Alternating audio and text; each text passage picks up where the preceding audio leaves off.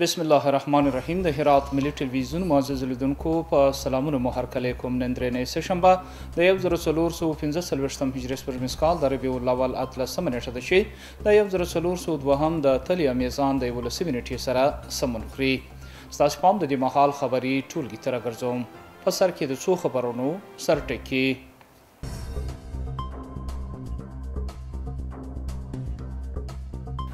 د هرات ښار په 5مه ناحیه کې د 2 سړکانو د اسفالت پیل پر دې سړکانو 21 میلیون افغانۍ لګیږي.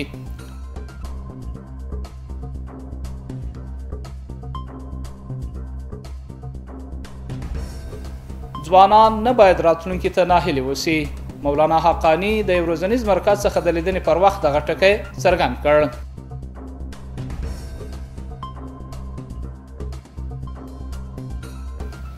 او په سنتي ښارګوټي کې د برېښنا شبکې د 4م فاز نښلول پر دغه پروژې 44 میلیون افغانۍ لګښت دی چې د صنعت او تجارت وزارت ته لوري ورکول کیږي.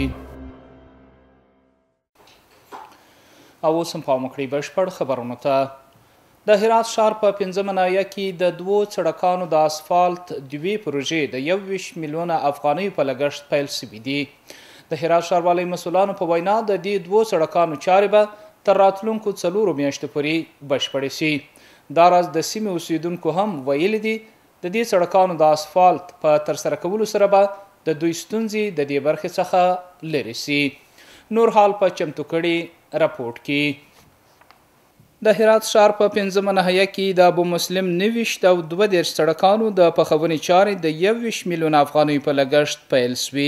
د مسؤلانو په وینا لومړی سړک د 960 متره او 60 متره سور سره په 2 لورو کې او دوهم سړک د 210 متره اوږدوالي او 2 متره سور د یو سړک په بڼه جوړیږي. الحمدلله مرتاز په د 2 جادو کې افتتاح لرو چې د دې هر د یوې جادې اوږدوالی دی تقریبا 906 متره اوږدوالی دی او 60 متره عرض دی او د بلې جادې 210 متره اوږدوالی دی او بیا 2 متره عرض دی. نو الحمدلله 2 افتتاح نن وسوه. د دې پروژې لګښت دی تقریبا هزینه 21 میلیون افغانۍ هزینه ده او د دې مدت قرارداد انشاءالله چې دا به په تقریبا 4 تر 5 میاشتې پورې به انشاءالله ګټې ته وسپارل شي انشاءالله. دغه مسؤلان دا راز وایي چې د دې 2 سړکانو د جوړولو چارې به د 4 میاشتو په اوږدو کې بشپړې شي. د بل لوري یو شمېر د سیمې اوسیدونکي د دې سړکانو د کار پیل څخه هرکلی کوي او ټینګار کوي چې دغه پروژې په ښه کیفیت او ټاکلي وخت بشپړې شي.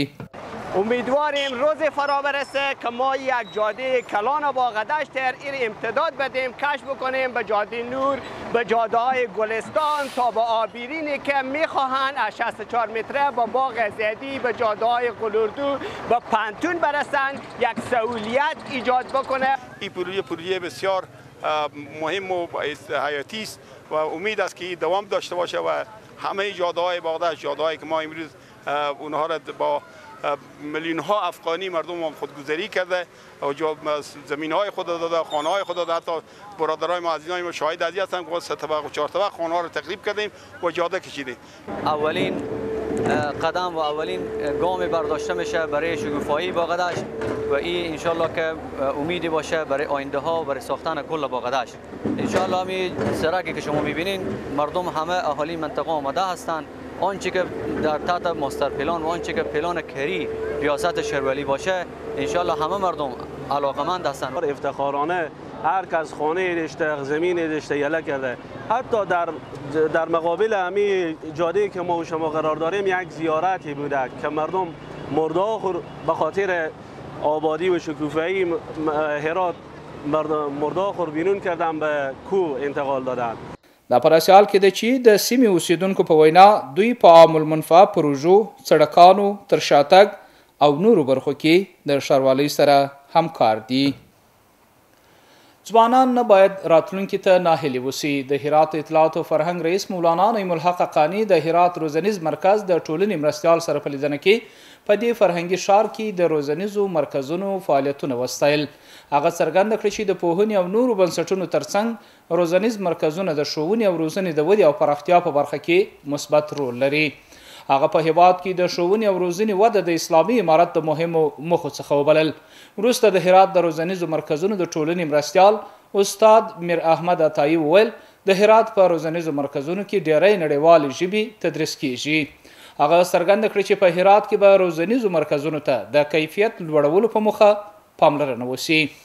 په پای کې مولانا حقانی زده کوونکو ته په خطاب کې د هغوی څخه وغوښتل چې د خپلو تعلیمي او تحصیلي برخو د ظرفیت لوړولو په اړوند زیار وباسي.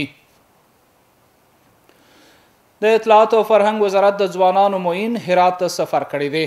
د اطلاعات او فرهنګ وزارت د ځوانانو امیر قاری محمد یونس راشد د یو سفر په ترڅ کې هرات را رسیدلی. د ځوانانو معین د ځوانانو سره د لیدنې او په هرات کې د فریلانسینګ مرکز د پراختیا په موخه هرات ته راغلی دی. دا راز په نظر کې ده د دغه مرکز څخه د 80 تنو د فراغت په غونډه کې ګډون وکړي. د هرات سنتي ښارګوټي د برېښنا شبکې د 4م فاز چارې پیل شوې. د مسؤلانو په وینا په دې پروژو کې د اوبو ایستلو کانال جوړول شامل دی چې 15 کیلومتره اوږدوالی لري چې د صنعت او سوداګرۍ وزارت د بودجې د لارې د 44 میلیون افغانیو په لګښت جوړیږي. نور حال په راپورټ کې. د هرات سنتي ښارګوټي د برېښنا شبکې د 4مې برخې د نښلولو چارې پیل شوې. د دې پروژې لګښت 44 میلیون افغانۍ دی چې د صنعت او سوداګرۍ وزارت د لوري ورکول شوی او 15 کیلومتره کانال پکې شامل دی.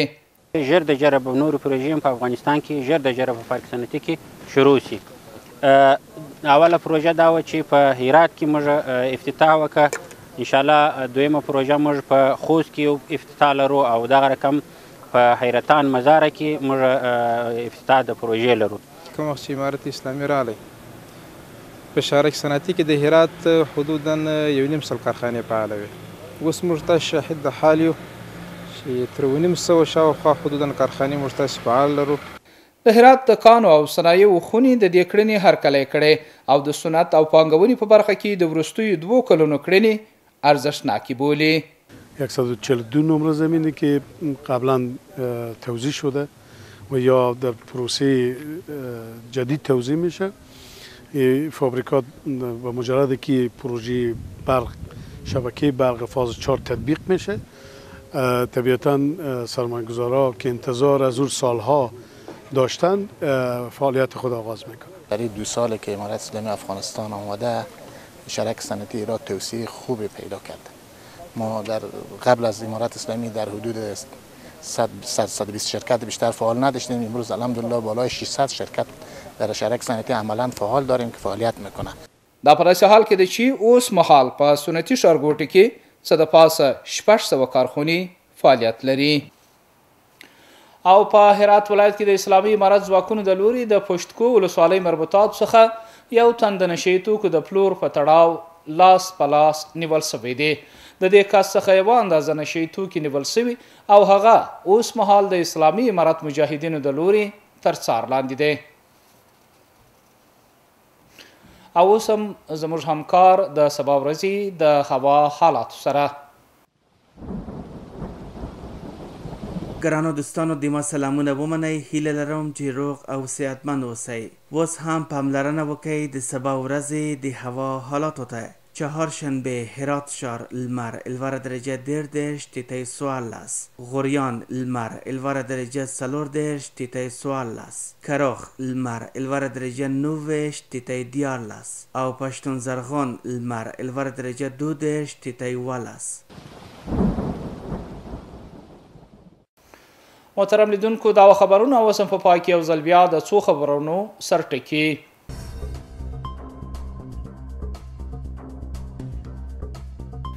د هرات ښار په 5مه ناحیه کې د 2 سړکانو د اسفالت پیل پر دې سړکانو 21 میلیون افغانۍ لګیږي.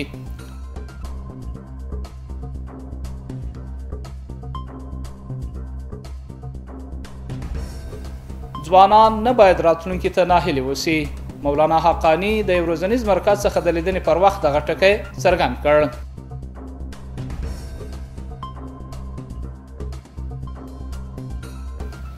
او په سنتي ښارګوټي کې د برېښنا شبکې د 4م فاز نښلول پر دغه پروژې 44 میلیونه افغانۍ لګښت دی چې د صنعت او تجارت وزارت ته لورې ورکول کیږي.